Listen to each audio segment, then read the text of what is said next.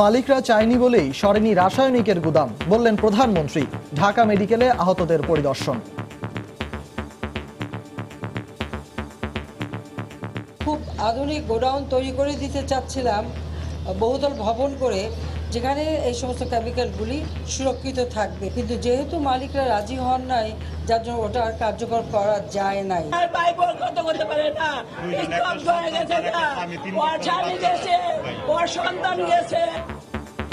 চুরিহাট্টায় কেঁদে ফিরছেন স্বজন হারারা, ধ্বংসস্তূপে খুঁজছেন প্রিয়জনের শেষ চিহ্ন।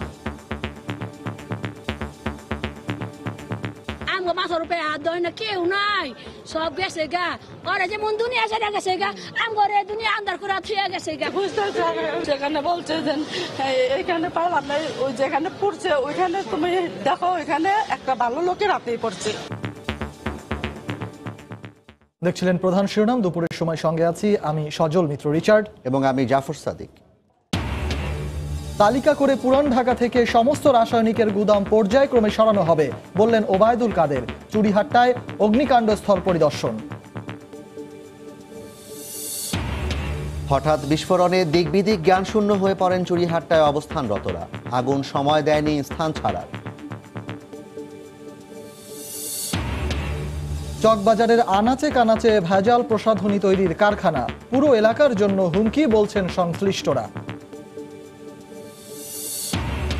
এবং ছাত্রলীগের বর্তমান কমিটির শীর্ষ নেতারাই প্রার্থী হতে যাচ্ছেন ডাকসু নির্বাচনে। মিলেছে ইঙ্গিত, আলাদা প্যানেল দেওয়ার হুমকি একটি অংশের।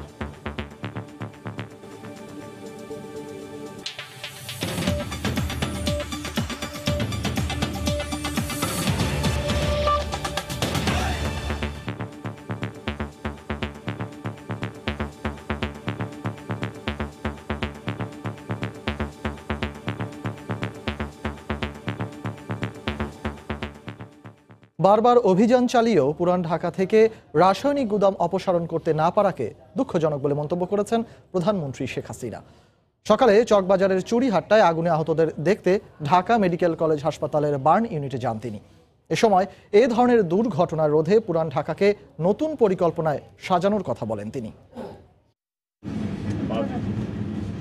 চকবাজারের চুরিহাট্টায় অগ্নিকাণ্ডে আহতদের দেখতে শনিবার সকাল 10:30টায় বার্ন ইউনিটে যান প্রধানমন্ত্রী শেখ হাসিনা।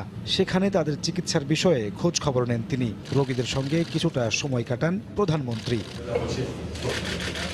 পরে কথা বলেন সাংবাদিকদের সাথে। প্রধানমন্ত্রী বলেন, বারবার পুরান ঢাকার আবাসিক এলাকা থেকে রাসায়নিকের গুদাম সরাতে অভিযান চালানো হয়েছে, কিন্তু এখনও তা রয়ে যাওয়ায় বিষয়টি দুঃখজনক। এ সময় পুরান ঢাকাকে নতুন করে ঢেলে সাজানোর প্রয়োজনীয়তা তুলে ধরেন তিনি। এর আগে নিমতলিতে যখন আগুন লাগলো, সেই সময় আমরা কিন্তু সিদ্ধান্ত নিয়েছিলাম যেখান থেকে সমস্ত কেমিক্যাল জাতীয় জিনিস সব সরানো হবে। আমরা ক্যানিগঞ্জে একটা জায়গাও ঠিক করলাম, একটা প্রজেক্টও নিলাম। সেখানে আমরা খুব আধুনিক গোডাউন তৈরি করে দিতে চাচ্ছিলাম, বহুতল ভবন করে, যেখানে এই সমস্ত কেমিক্যালগুলি সুরক্ষিত থাকবে, কিন্তু যেহেতু মালিকরা রাজি হন নাই, যার জন্য ওটা আর কার্যকর করা যায় নাই। এর আগে প্রধানমন্ত্রী বলেন, আহতদের চিকিৎসায় সব ব্যবস্থা নেওয়া হয়েছে। চিকিৎসার সব ব্যবস্থা আছে। যে সমস্ত আগুনে পড়ার পর চিকিৎসার জন্য যে সমস্ত যন্ত্রপাতি যা যা দরকার হয়, আমি কিন্তু এর পূর্বে সবই কিনে দিয়েছি। সব রকম একেবারে আধুনিক চিকিৎসার ব্যবস্থাই আমাদের এখন আছে। আর তাছাড়া যা যা প্রয়োজন সেটা আমরা করে যাচ্ছি এবং করে যাব। অগ্নিকাণ্ডের মতো পরিস্থিতিতে গণমাধ্যম কর্মীদের আরও দায়িত্বশীল হওয়ার পরামর্শ দিয়ে সবাইকে উদ্ধার কাজে এগিয়ে আসার আহ্বান জানান প্রধানমন্ত্রী। যখন একটা দুর্ঘটনা ঘটছে, আগুন লাগছে, সেই সময় নানা ধরনের প্রশ্ন আছে, কি আছে, কি হলো না হলো, এটাকে প্রশ্ন করার সময় এটা কী ধরনের কথা? যে ওই সময় সব প্রশ্ন উত্তর দিতে হবে। ভদ্র কাজে যাবেন, তাকে আটকে ধরে রেখে একের পর এক প্রশ্ন। কোনো চ্যানেল এই কাজটা করেছেন, ভবিষ্যৎ দয়া করে সেটা না করে সুস্থভাবে যেন তারা তাদের দায়িত্ব পালন করে, সেই ব্যবস্থাটা সবাই নেবেন। এ ঘটনায় রাষ্ট্রীয় শোক দিবস ঘোষণা করা হবে বলেও জানান সরকার প্রধান। নাজমুস সালেহী, সময় সংবাদ, ঢাকা। অগ্নিকাণ্ডে নিহতদের মধ্যে এখন পর্যন্ত 48 জনের মরদেহ শনাক্ত করা সম্ভব হয়েছে। এখনও যাদের লাশ শনাক্ত করা যায়নি তাদের ডিএনএ পরীক্ষার জন্য স্বজনদের নমুনা সংগ্রহ করা হচ্ছে। এই মুহূর্তে ঢাকা মেডিকেল কলেজ হাসপাতালে আছেন রিপোর্টার মুজাহিদ শুভ। বিস্তারিত জানতে সরাসরি চলে যাচ্ছি তার কাছে। শুভ, জাফর, আজ দুপুর পর্যন্ত মোট 48টি মরদেহ শনাক্ত করা হয়েছে। এর মধ্যে আজকে নতুন করে 2টি মরদেহ শনাক্ত করা হয়েছে। এর মধ্যে একটি হস্তান্তর করা হয়েছে এবং আরেকটি হস্তান্তর প্রক্রিয়া চলছে। আপনাকে বলে রাখি যে সকাল থেকেই আরও যে 19টি মরদেহ অশনাক্ত রয়েছে, এদের জন্য প্রায় 32 জন স্বজনের কাছ থেকে মূলত ডিএনএ নমুনা সংগ্রহ করা হয়েছে। এর মধ্যে কোনো মরদেহের বিপরীতে একটি, কোনো মরদেহের বিপরীতে 2টি, এমনকি 3টি পর্যন্ত ডিএনএ নমুনা সংগ্রহ করা হয়েছে। আপনাকে বলে রাখি যে ঢাকা মেডিকেল কলেজ হাসপাতালের মর্গের ফ্রিজিং সিস্টেমটা কিছু অনেকটা নষ্ট হয়ে যাওয়ার কারণে, ফ্রিজ নষ্ট থাকার কারণে বিভিন্ন আশেপাশের হাসপাতালে মরদেহগুলো মূলত স্থানান্তর করা হয়েছিল। এর মধ্যে একটি সোহরাওয়ার্দী হাসপাতাল থেকে এবং পরবর্তী এখন যেটি হস্তান্তর প্রক্রিয়া চলছে সেটি মূলত মিডফোর্ড হাসপাতালের মর্গে গিয়ে আসলে শনাক্ত করা সম্ভব হয়েছে। আপনাকে বলে রাখি যে সকাল থেকে কিন্তু অন্যান্য দিনের মতো স্বজনরা এখানে এসেছেন এই মরদেহগুলো শনাক্ত করার জন্য। তবে এখানে সিআইডির কর্তৃপক্ষ যারা আছেন তারা বলছেন যে খুব অল্প সময়ের মধ্যেই, অল্প কয়েকদিনের মধ্যে তারা চেষ্টা করছেন বাকি যে 19 জন মরদেহ আছে সেটি শনাক্ত করা সম্ভব হবে। পাশাপাশি বলে রাখি যে আজকে সকালে কিন্তু ঢাকা মেডিকেল কলেজ হাসপাতালের বার্ন ইউনিটে প্রধানমন্ত্রী শেখ হাসিনা তিনি এসেছিলেন। যারা আহত আছেন যে 9 জন, এর মধ্যে 5 জন আইসিইউতে রয়েছে, এদের সবার সাথে যাদের সাথে সম্ভব হয়েছে তাদের সাথে কথা বলেছেন এবং বের হয়ে সাংবাদিকদেরকে জানিয়েছেন যে নিমতলির ঘটনার পরেও এত বড় একটা ঘটনা যে ঘটেছে, যে কোনো মূল্যের বিনিময়ে চেষ্টা করা হচ্ছে যে কেমিক্যাল গোডাউন যেগুলো রয়েছে পুরান ঢাকায় সেগুলো দ্রুততম সময়ের মধ্যে এখান থেকে সরিয়ে অন্যত্র পাঠানো। তো এই ছিল মর্গ থেকে সবশেষ খবর। জাফর। চুরিহাট্টার অগ্নিকাণ্ডের ঘটনায় নিহতদের লাশ শনাক্তকরণের বিষয়ে ঢাকা মেডিকেল কলেজ হাসপাতাল থেকে আমাদের সাথে জানাচ্ছিলেন সহকর্মী মুজাহিদ শুভ। চকবাজারের চুরিহাট্টায় এখনও কেঁদে ফিরছেন স্বজনেরা। পোড়া ধ্বংসস্তূপের মাঝেই খুঁজছেন স্বজনদের স্মৃতি। আর এখনও যারা নিখোঁজ তাদের দেহাবশেষের জন্য হন্যে হয়ে ঘুরছেন পরিবারের মানুষেরা। এদিকে অগ্নিকাণ্ডে ক্ষতিগ্রস্ত ভবনগুলো আবারও স্বাভাবিক অবস্থায় ফিরিয়ে আনতে কাজ শুরু করেছে কর্তৃপক্ষ। আমার কালা চান আসলো অপু, এই কালা চান আমাকে সব দেখতো, আমাকে 2টা ভাই বোনেরাও দেখতো, 2 বোনের ভালো মন্দ ওরাই করতো। এখন এটি আমাকে কে করবো? আমাকে মাথার উপরে হাত ধরে না কেউ নাই, সব গেছে গা। ওরা যেমন দুনিয়া ছেড়ে গেছে গা, আমাকে দুনিয়া আন্দার করে থুয়ে গেছে গা। মাথার উপর ছায়া হয়েছিল যে হাত, তা আর নেই। একই সঙ্গে পড়ে ছাই 2 ভাই আর ভাইয়ের ছেলে। এই চুরিহাট্টার বাতাসে এখনো যেন মিশে আছে তারা, তাই বারবার এখানে ফিরে আসা। লোকে বলছে মানে গণায় গেছিলাম, সেখানে বলছে যে এখানে পাইলাম না, ওই যেখানে পড়ছে ওইখানে তুমি দেখো।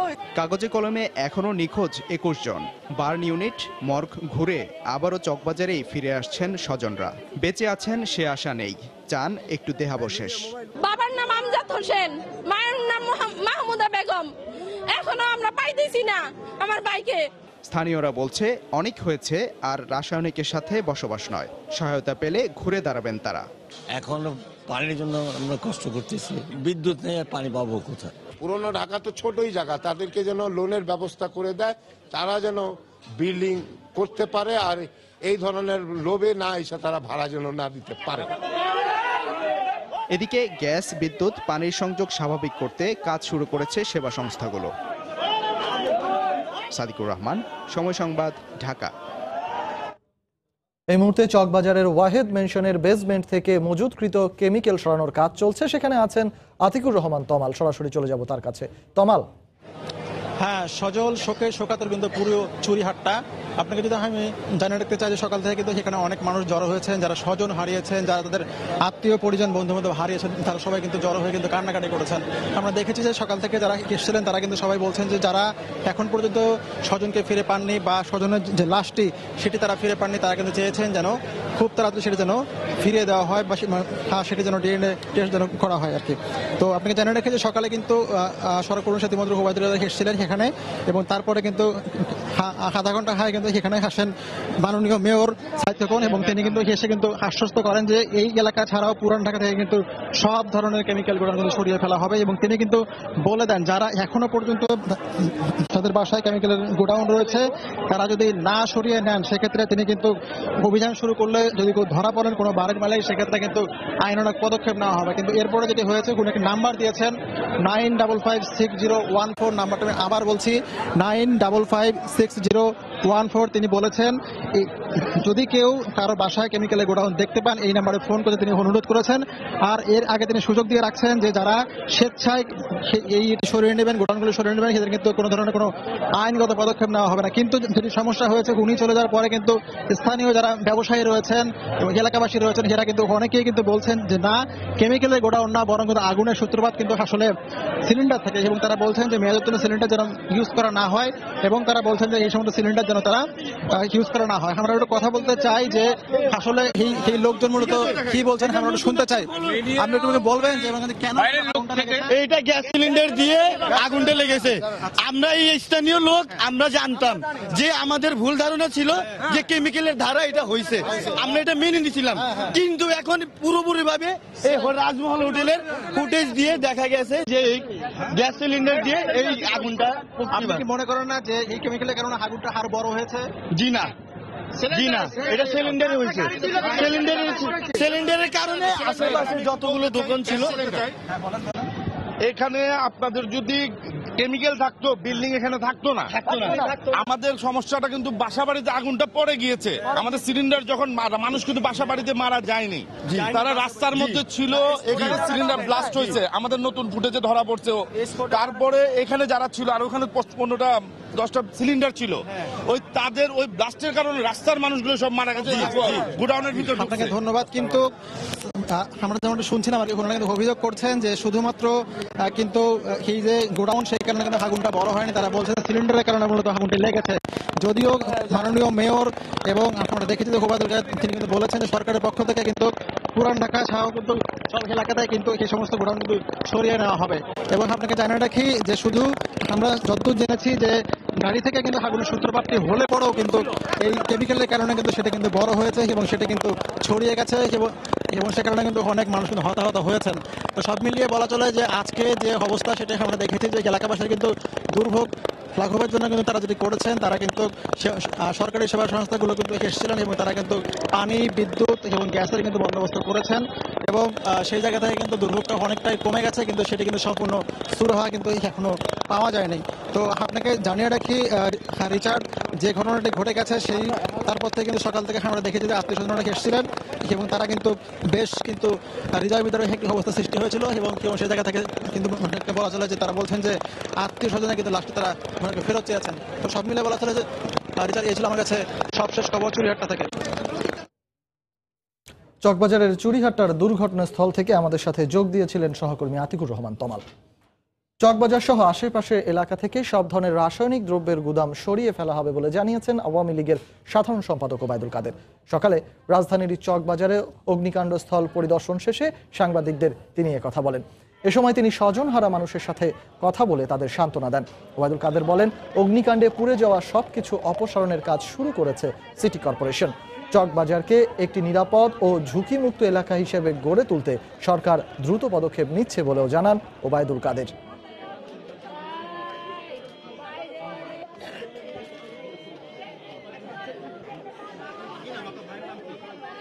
সাময়িক একটা ব্যবস্থা নিলেই এখানে এর কোনো সমাধান খুঁজে পাওয়া যাবে না। একটা সমন্বিত পদক্ষেপ নিতে হবে এবং অবৈধ এবং অনিরাপদ রাসায়নিক যে কাঠামো আছে, ঝুঁকিপূর্ণ এই কাঠামো এখান থেকে সরিয়ে ফেলতে হবে। চকবাজার এলাকা এবং আশেপাশে যে এলাকাগুলো আজকে অবৈধ রাসায়নিক গোডাউন গড়ে উঠেছে হাজার হাজার, এগুলো অপসারণ করতেই হবে। চকবাজারে সেদিনের অগ্নিকাণ্ডের ঘটনা এতটাই আকস্মিক ছিল যে কয়েক মুহূর্তের মধ্যেই ছারখার হয়ে যায় সবকিছু।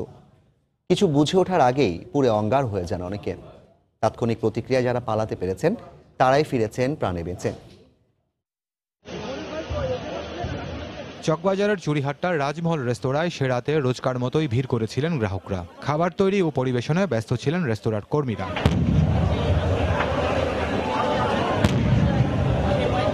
হঠাৎ বিস্ফোরণের পর এভাবেই ছড়িয়ে পড়ে আগুনের লেলিহান শিখা। প্রাণ বাঁচাতে যে যেভাবে পারেন ছুটতে শুরু করেন।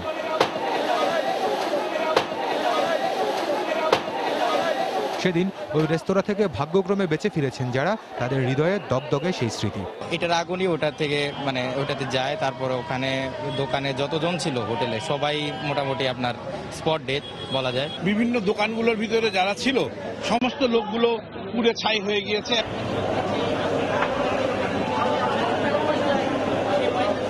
আগুন কিভাবে লাগলো তার সঠিক বিবরণ এখনো নিশ্চিত হওয়া যায়নি। এই ঘটনায় গঠিত বেশ কয়েকটি তদন্ত কমিটির প্রতিবেদনে হয়তো বেরিয়ে আসবে সেই প্রশ্নের উত্তর। ওই গাড়ির গরম হয়ে গেছে গ্যাস মিটার, ওইটাই বাস্টই আগুন ছাড়াইছে। যারা ছিল তারা আর কি মনে করেন সবাই বলতেছে তারা মারা গেছে, যেভাবে বলবে আর কি সেরকম কেউ নাই। গ্যাস সিলিন্ডার পিকআপে দিয়ে যে আসে, যে হোটেলে হোটেলে দেয় সব জায়গায়, হ্যাঁ ওইটা বলে কোনো লিক ছিল, ওটা লিক তারপরে সাপ্লাই দিছে, ওটা বলে ভাস্টিক হওয়ার পরেই এরকম হয়েছে।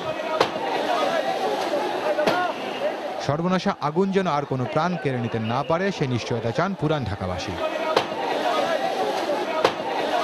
খান মোহাম্মদ রুমেল, সময় সংবাদ, ঢাকা। চকবাজারের ভয়াবহ আগুনের শিখা যাদের পোড়াতে পারেনি তাদের বয়ানে উঠে আসছে সেদিনের ঘটনার রোমহর্ষক বিবরণ।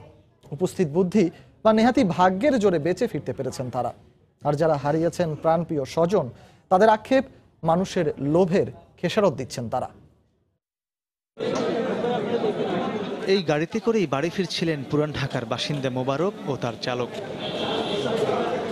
চকবাজারের চুড়িহাট্টা মোড়ে আটকে যান যানজটে। হঠাৎ গাড়ির সামনে আগুনের কুণ্ডলি দেখে কোনো কিছু না ভেবেই ছুটতে শুরু করেন। হঠাৎ আমাদের গাড়ির ভিতরে এরকম শব্দ আসলো, লাগে যে গাড়ি থেকে কি পড়ছে, আর আমার গাড়িতে দিয়ে আগুন উপরের থেকে হয়তো পড়ছে। আগুন দেখে আমি বাইরে গেছি, বাইরের সাথে সাথে দূরে গেলাম, দূরে যেয়ে আবার আমি রিটার্ন আসতে চেষ্টা করছি যে আমার স্যারের বাইরেছি কিনা। একই সময় বন্ধুকে নিয়ে মোটর বাইকে বাসায় ফিরছিলেন এলেভেল পড়ুয়া আলিফ। ওয়াহেদ ম্যানশনের একটি দেয়াল ভেঙে তাদের উপর এসে পড়ে। আমি চুড়িহাট্টা মসজিদের ঠিক উল্টাতে গেছিলাম, ওয়াহেদ ম্যানশনের নিচে দোতলার ওয়ালটা ভেঙে পড়লো, সাথে সাথে আগুন ধরে গেল। আগুনের কারণে টেলিফোন পোলটা পড়ে গেল আমার ঠিক বাইকের উপরেই। আমার সামনে 3টা লাশ পড়া ছিল। আমি চেপে যাওয়ার পরে দেখলাম একটার পর একটা ওই যে টেলিফোন পোলের উপর আগুন ধরতেছে। একদম শিওর যে এখান থেকে গ্যাসের সিলিন্ডার ফাটার কারণে যে এই আগুনটা ধরছে। জি, মসজিদের সামনে সবজির দোকানদারি করতেছি, দেখলাম কি একটা ঘেরানোর মতন আইলো, তাকাবার লোক ওইদিকে দিয়ে বাস্ট হয়ে গেছে, আগুন ক্ষেত্র হয়ে গেছে। এই যে মসজিদের সামনে সিএনজি বাস্ট হয়েছে, পিক আপ আর প্রাইভেটের মাঝখানে ছিল সিএনজিটা। ছেলে হারানো এক পিতা বলছেন, মানুষের লোভের খেসারত দিতেই নিভেছে এতগুলো প্রাণের প্রদীপ। যখন সিলিন্ডার বাস্ট হয়েছে মানুষ সেখানেই আমার ছেলে হয়তো স্পটেই ডেড হয়ে গেছে। পুরনো ঢাকার লোন স্যাংশন হয় না, লোনটা না পাওয়াতেই কেমিক্যাল আলারা 6 লক্ষ 7 লক্ষ 8 লক্ষ টাকা নিয়ে নেয়। কোনো রকম একতলা করে ওকে দোকান দেয় আর দোতলা টিন দিয়ে তারা থাকে। I want to proper solution. চকবাজারের চুড়িহাট্টায় আগুনের সুনির্দিষ্ট সূত্রপাত নিয়ে স্থানীয়দের নানা মত রয়েছে। তবে কেমিক্যাল গোডাউনের কারণে যে আগুনের ভয়াবহতা অনেক বেড়েছিল সে বিষয়ে সকলেই একমত। তাই স্থানীয়রা বলছেন, শুধু আশ্বাস নয়, তারা যে কোনো মূল্যে সমন্বিত উদ্যোগের মাধ্যমে এই পুরান ঢাকাকে কেমিক্যাল ব্যবসা মুক্ত হিসেবে দেখতে চান। মাহমুদ রাকিব, সময় সংবাদ, ঢাকা। দুপুরের সময় আরও থাকছে। টাঙ্গাইলে মাইক্রোবাসে ট্রাকের ধাক্কায় চালক সহ 2 জন নিহত, আহত অন্তত 6 জন।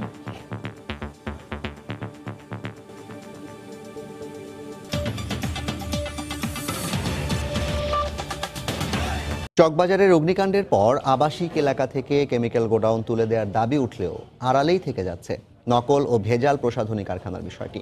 অগ্নিকাণ্ডে ধ্বংসস্তূপে পরিণত ওয়াহেদ ম্যানশনে সন্ধান মিলেছে এমনই এক ভেজাল প্রসাধনী কারখানার। ওই কারখানায় থাকা লাখ লাখ বোতল পারফিউম ও পারফিউম তৈরির কাঁচামাল আগুনের ধ্বংসযজ্ঞ বাড়িয়েছে বহুগুণ।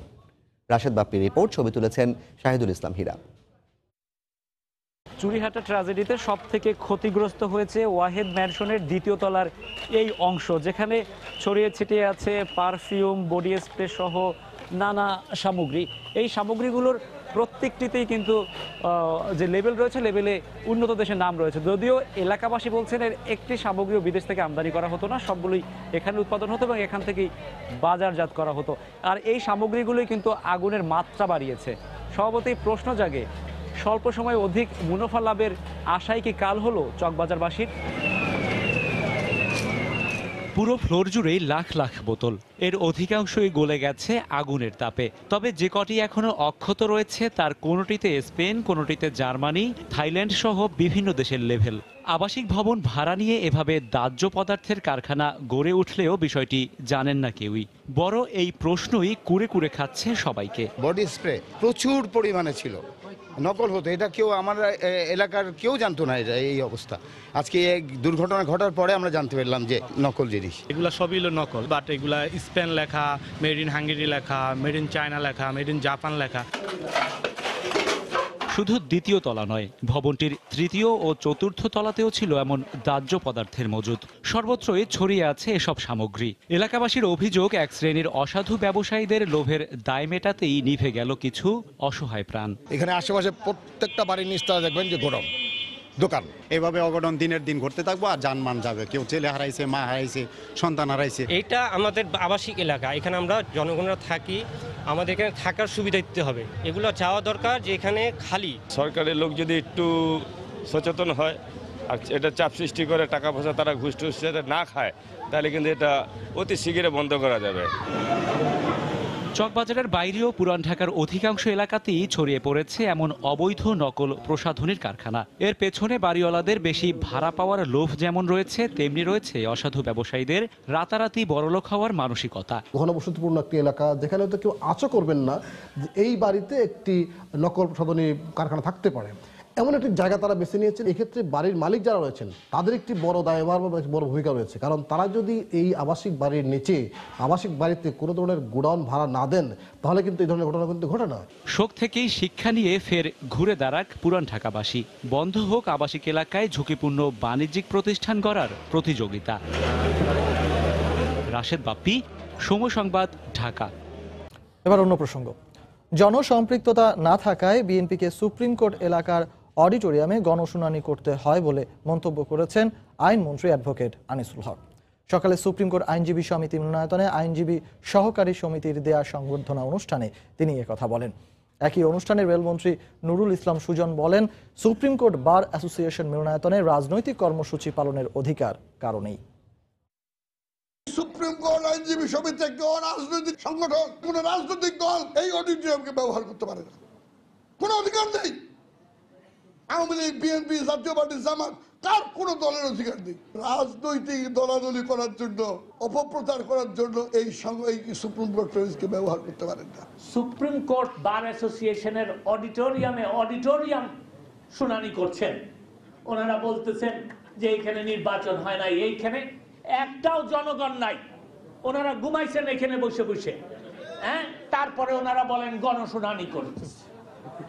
জনগণ তো শেখ হাসিনার সাথে, ওনাদের সাথে তো নাই, ওনাদের সাথে নাই বলে ওনারা এই অডিটোরিয়ামে শুনানি করতে হয়।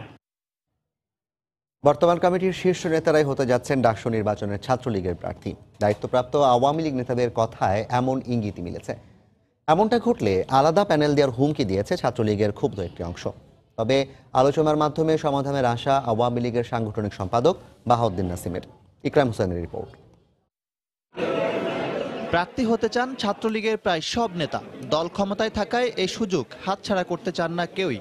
এই প্রতিযোগিতাটা থাকুক, এটা সংগঠনের জন্য ইতিবাচক, আর ছাত্রলীগ সুস্থ প্রতিযোগিতাকে সবসময় উৎসাহিত করে। যোগ্য নেতৃত্বই বাছাই হোক, এটাই আমি প্রত্যাশা করি। ভবিষ্যতে আমি কি কোন জায়গায় যেতে পারবো সেটা অবশ্যই আমাদের যারা সিনিয়ররা আছেন তারা সেটা যাচাই বাছাই করবে। ছাত্রলীগের যে প্যানেল তারা ঘোষণা করবেন, সেখানে আমি আশাবাদী। ছাত্রলীগের কেন্দ্রীয় ও বিশ্ববিদ্যালয় কমিটি এখনো পূর্ণাঙ্গ হয়নি, ফলে এই দুই কমিটির সভাপতি ও সম্পাদককে দিয়ে চলছে সংগঠনটি। আবার এই চারজনকে ডাকসুর শীর্ষ পদগুলোতেও প্রার্থী করছে ছাত্রলীগ। ছাত্রলীগের কমিটিতে আসতে ইচ্ছুক নেতাকর্মীদের বিবেচনা করা হচ্ছে ডাকসুর অন্যান্য পদ এবং হল সংসদের জন্য। এই মুহূর্তে তো যারা নেতৃত্বে আসে, তো তাদের মাঝ থেকেই তো নেতা খুঁজে বের করতে হবে। আগামী দিনে নেতৃত্ব দেওয়ার মতো যোগ্যতা সম্পন্ন তাদের মাঝ থেকেই তো ডাকসু নির্বাচনে যারা প্রতিদ্বন্দ্বিতা করবে তাদেরকে বের করে আনা হবে। বর্তমান কমিটির নেতারাই প্রার্থী হচ্ছেন ডাকসুতে, এমন ইঙ্গিত পেয়ে ক্ষুব্ধ ছাত্রলীগের একটি অংশ। উপেক্ষা করা হলে আলাদা প্যানেল দেওয়ার কথাও ভাবছেন তারা। সম্মেলনে আমরা মূল্যায়িত হইনি এবং আমরা চাই এই ডাকসুতে আমরা যাতে মূল্যায়িত হই। চেষ্টা করবো দেশ তো শেখ হাসিনার দৃষ্টি আকর্ষণ করতে ছাত্র পরিষদের সমন্বয় একটা প্যানেল করতে আমরা চেষ্টা করব। ঢাকা বিশ্ববিদ্যালয়ের একজন স্টুডেন্ট, সেই স্টুডেন্ট হিসেবে আমার নির্বাচন করার অধিকার রয়েছে। তবে ছাত্রলীগের দায়িত্বপ্রাপ্ত আওয়ামী লীগ নেতা বাহাউদ্দিন নাসিমের আশা, শেষ পর্যন্ত থাকবে না কোনো বিভেদ। যদি কেউ আবেগ থেকে যদি কোনো সিদ্ধান্ত নিতে যায়, তাকে তো আমরা সেক্ষেত্রে তাকে শুধরানোর জন্য তাকে বোঝানোর চেষ্টা তো ছাত্রলীগের পক্ষ থেকেও থাকবে এবং আমাদের পক্ষ থেকেও আমরা আন্তরিকভাবে সেক্ষেত্রে আমরা কাজ করব। সোমবার বিকাল 4টার মধ্যে সংগ্রহ করতে হবে মনোনয়নপত্র, তাই শীঘ্রই ঘোষণা করা হবে ছাত্রলীগের প্যানেল। ইকরাম হোসাইন, সময় সংবাদ, ঢাকা। দুপুরের সময় আরো থাকছে। ভারত পাকিস্তানের চলমান উত্তেজনায় গভীর উদ্বেগ মার্কিন প্রেসিডেন্টের, দ্বন্দ্ব নিরসনের আহ্বান যুক্তরাষ্ট্রের।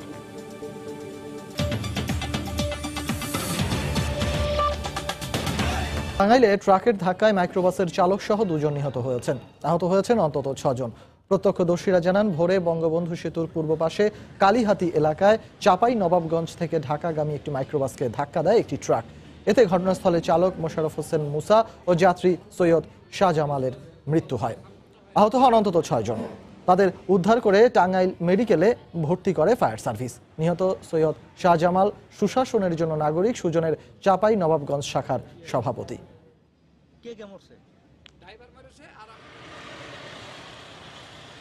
ঘটনাস্থলে মাইক্রোবাসটির চালক এবং চাপাই নবাবগঞ্জ সুজনের সভাপতি নিহত হয়। 5 জন হাসপাতালে আছে। নীতিমালার তোয়াক্কা না করে উর্বর জমির টপ সয়েল কেটে ইট তৈরি করছে নওগাঁর ইটভাটাগুলো। কৃষি বিভাগ বলছে, এসব জমি উৎপাদন ক্ষমতা হারাচ্ছে, পাশাপাশি দীর্ঘমেয়াদী ক্ষতির মুখে পড়বেন কৃষকরাও। এদিকে জেলার বেশিরভাগ ইটভাটায় জ্বালানি হিসেবে কাঠ ব্যবহার করায় গাছপালা ও ফসলের ক্ষতির শিকার হচ্ছে এলাকাবাসী। জেলা প্রশাসন বলছে, অবৈধভাবে নির্মিত ভাটাগুলোর বিরুদ্ধে ব্যবস্থা নেওয়া হবে। নওগাঁ থেকে এমআর রকির রিপোর্ট। কয়লার দাম বেশি হয় নওগাঁর ইটভাটাগুলোতে পোড়ানো হচ্ছে কাঠ। আবাসিক এলাকায় গড়ে ওঠা এসব ইটভাটার ছায়ে মারাত্মক পরিবেশ দূষণ হচ্ছে। আবার কোথাও কোথাও আবাদি জমির মাঝখানে গড়ে তোলা ইটভাটায় কেটে তোলা হচ্ছে জমির টপ সয়েল। স্থানীয়রা বলছেন, ভাটা এলাকার আশপাশের গাছের মরক সহ নানা রোগ ব্যাধির শিকার হচ্ছেন তারা। আমরা স্কুল কলেজে যাওয়ার সময় ধুলাবালি সব গাটা ভরে যায়। আমাদের স্কুলের পাশে 3-4টা ভাটা হয়ে গেছে। ঘুমায়ে আম কাঁঠাল এগুলা হচ্ছে না। এলাকাবাসী বা আমরা সবাই মিনতি করতেছি যে আমাদের এলাকা থেকে ভাটাটা কমানোর জন্য আমি একটু অনুরোধ করতেছি। জেলা সদর সহ মান্দা, মহাদেবপুর ও বদলগাছি উপজেলায় অধিক হারে ইটভাটা গড়ে তোলা হয়েছে।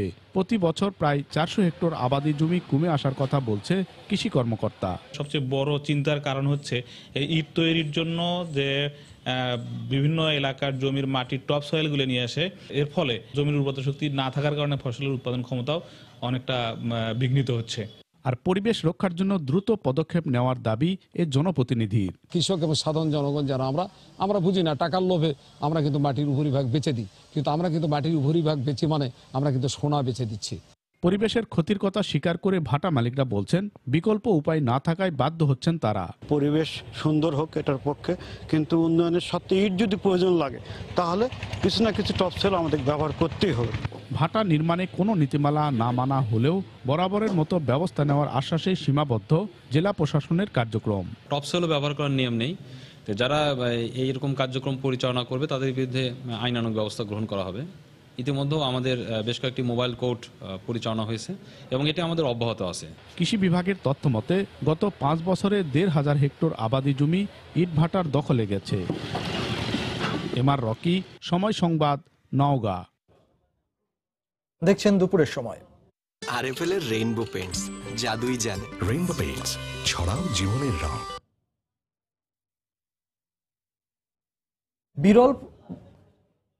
বিরল প্রজাতির কালোমুখ হনুমানের পদচারণায় মুখর যশোরের কেশবপুর উপজেলা।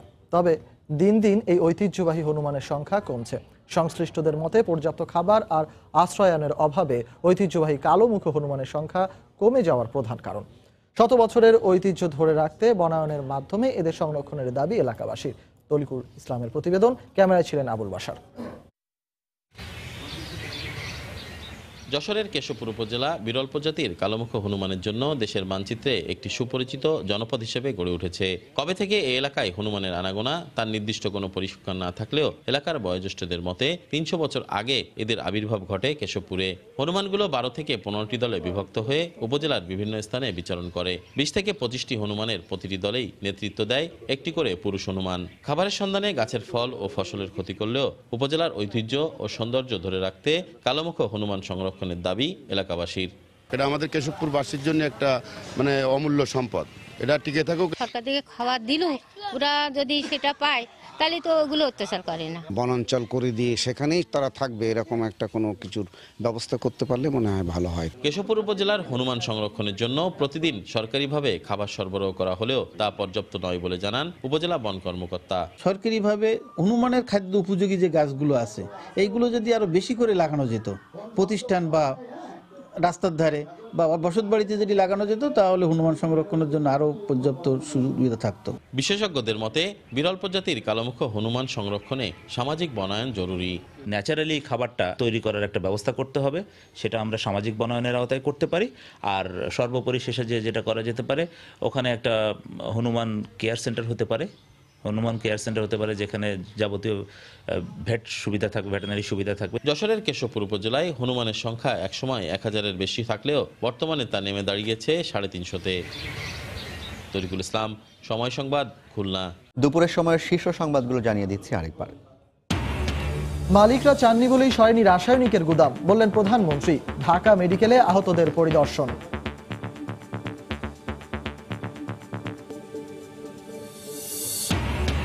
তালিকা করে পুরান ঢাকা থেকে সমস্ত রাসায়নিকের গুদাম পর্যায়ক্রমে সরানো হবে, চুরিহাটটা ঘুরে বললেন ওবায়দুল কাদের।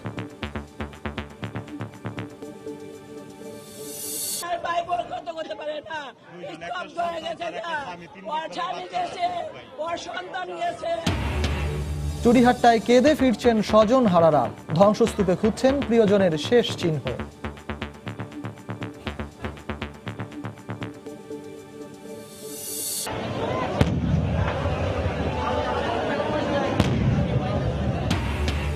হঠাৎ বিস্ফোরণে দিকবিদিক জ্ঞানশূন্য হয়ে পড়েন চুরিহাট্টায় অবস্থানরতরা।